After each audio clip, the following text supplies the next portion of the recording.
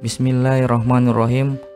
Assalamualaikum warahmatullahi wabarakatuh. Selamat datang di channel Pawai, PAUD, dan Dikmas. Terima kasih yang sudah mengklik video ini.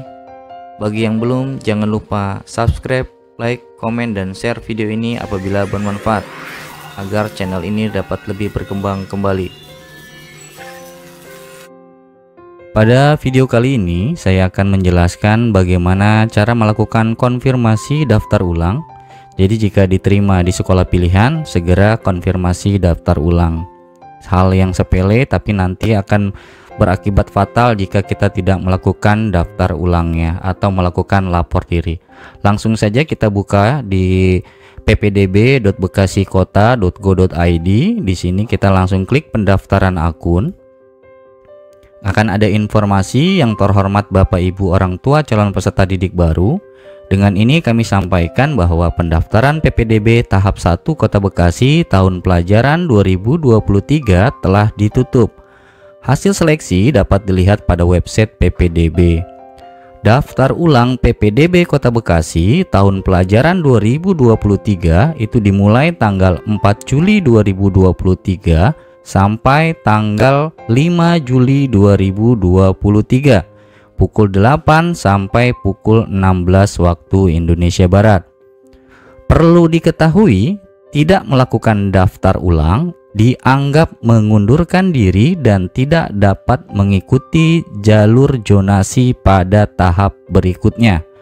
Ini perlu saya sampaikan, jika calon peserta didik diterima di sekolah tujuan kemudian tidak melakukan lapor diri atau tidak melakukan dianggap mengundurkan diri, itu tidak dapat lagi mengikuti jalur zonasi pada tahap berikutnya.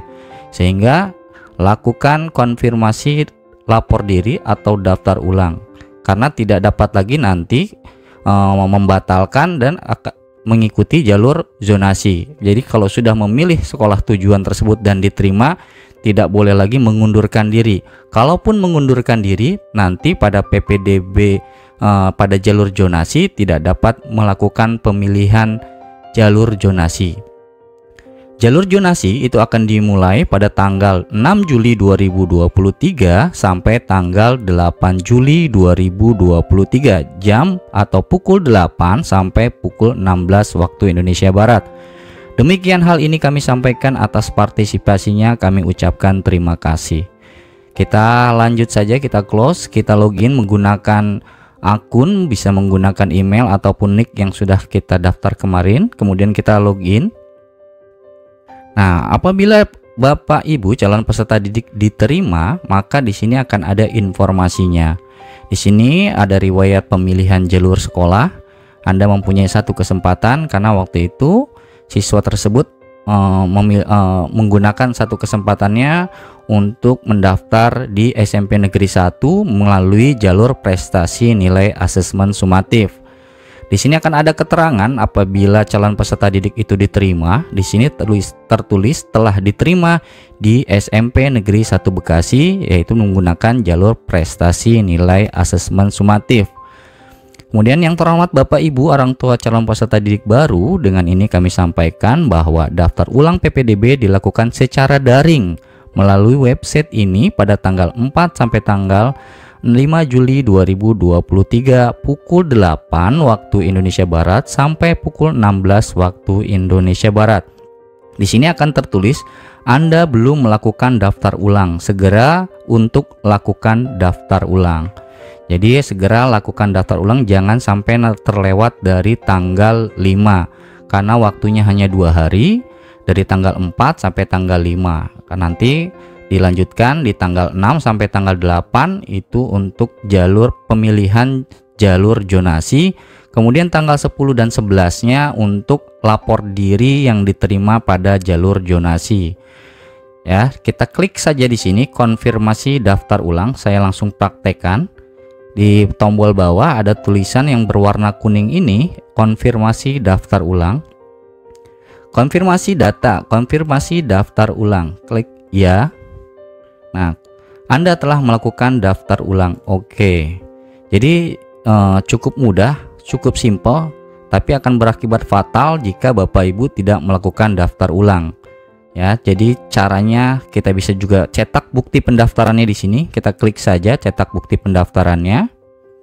Nah, di sini sudah ada bukti pendaftarannya dan sudah melakukan daftar ulang. Ini bisa kita simpan filenya atau bisa kita print nantinya. Kita save saja.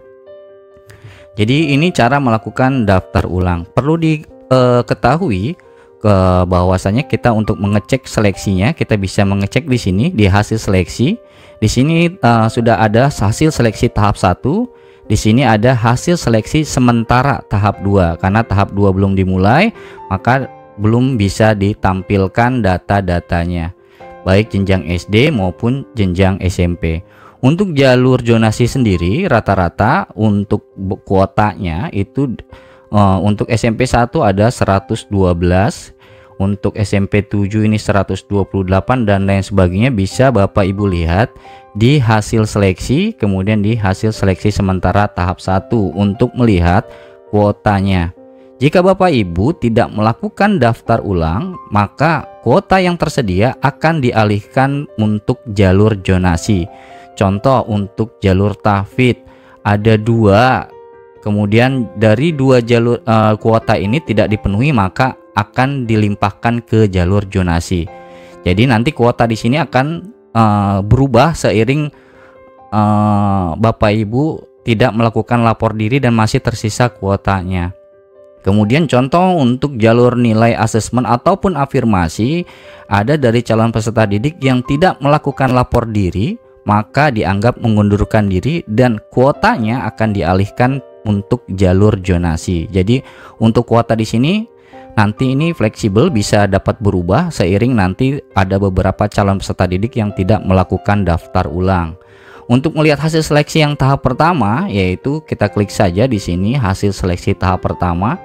Saya memberikan contoh tadi siswa yang sudah melakukan lapor diri, kita pindah ke SMP, kemudian nanti di sini kita lihat jalur untuk prestasi nilai asesmen siswa tersebut. Nah, ini adalah hasil bukan hasil sementara lagi, tapi sudah menjadi hasil tetapnya. Jadi Bapak Ibu nanti tinggal cek saja di sini bagaimana apakah anak Bapak Ibu atau calon peserta didiknya sudah diterima. Kalau sudah ada namanya di sini, dipastikan bahwa siswa tersebut diterima di sekolah yang dituju. Untuk jalur nilai sendiri di SMP 1 ini ada nilai tertinggi yaitu 98,28 dan nilai terendahnya itu di 96,76. Dan 9676 ini perlu diketahui untuk yang bertanda bintang ini adalah siswa yang dokumen KK-nya di luar Kota Bekasi. Jadi kuotanya ada 4 untuk luar Kota Bekasi. Ini ada 1, 2, kemudian 3 dan 4. Yang sisanya ini adalah dokumen KK-nya atau domisilinya berada di Kota Bekasi. Begitupun untuk jalur-jalur yang lainnya. Untuk selanjutnya nanti mungkin akan saya buatkan bagaimana cara melakukan pemilihan jalur pada jenjang SD maupun SMP pada jalur zonasi. Oh ya, bagi Bapak Ibu, bagi calon peserta didik yang kemarin sudah melakukan pemilihan jalur dan belum lolos dalam tahap pertama, itu dapat melakukan kembali nanti pada jalur zonasi. Jadi apabila Bapak Ibu 2 kesempatan sudah digunakan kemarin menggunakan jalur prestasi, entah itu menggunakan jalur tahfidz, entah itu menggunakan jalur prestasi akademik non akademik, ataupun menggunakan jalur afirmasi dan nilai asesmen dan akhirnya tersingkir, tidak perlu berkecil hati karena masih ada kesempatan nanti untuk mengikuti jalur zonasi pada tanggal 6 sampai tanggal 8 Juli 2023. Sebagai contoh, ini adalah akun dari siswa yang sudah memilih jalur afirmasi dan ternyata untuk siswa tersebut sudah tersingkir di pilihan pertamanya yaitu di SMP 2 Bekasi menggunakan jalur afirmasi. Bagi calon peserta didik yang tidak ada tombol diterimanya, dia hanya tertulis di sini riwayat pemilihan jalurnya saja. Jadi nanti tetap bisa mengikuti pada jalur zonasi. Walaupun kesempatannya sudah digunakan 2 kesempatan ataupun 4 kesempatan yang menggunakan afirmasi itu tidak lolos pada tahap pertama, itu dapat digunakan kembali nanti pada jalur zonasi. Karena banyak yang bertanya apakah sudah menggunakan kesempatan 2 kali, apakah bisa melanjutkan nanti mengikuti seleksi zonasi? Saya jawab di sini bisa mengikuti jalur zonasi. Dan diperlu ketahui, jalur zonasi ini hanya diperuntukkan bagi yang berdokumen KK Kota Bekasi. Bagi Bapak Ibu calon peserta didik yang wilayahnya di luar Kota Bekasi, khususnya untuk jenjang SMP, itu tidak dapat lagi mengikuti jalur zonasi. Kecuali untuk jenjang SD itu ada kuota untuk jalur zonasi. Kita bisa lihat untuk jenjang SD, di sini ada kuota, contoh di SDN Bantar Gebang 1, di sini ada kuota 65 untuk dalam, dan di sini ada kuota luar 4. Untuk dipahami, kuota 65 ini adalah untuk dokumen kakaknya yang berdomisili di Kota Bekasi. Kemudian untuk yang luar, ini diperuntukkan bagi siswa yang berdomisili di daerah yang beririsan atau yang berbatasan dengan Kota Bekasi. Jadi bagi yang tidak beririsan itu sudah tidak dapat lagi mengikuti jalur zonasi. Kemarin dia hanya bisa mengikuti pada jalur PTO atau perpindahan tugas orang tua. Berbeda dengan jenjang SMP nanti itu untuk diprioritaskan hanya untuk yang berdomisili atau dokumennya KK Kota Bekasi. Demikian penjelasannya supaya dipahami, tidak salah dalam memahami kuota yang ada pada jalur zonasi.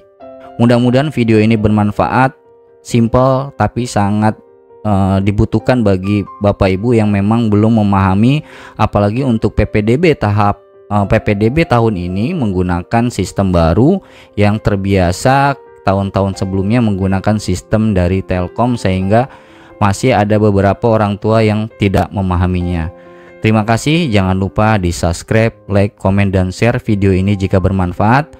Wabillahi taufik walhidayah. Wassalamualaikum warahmatullahi wabarakatuh.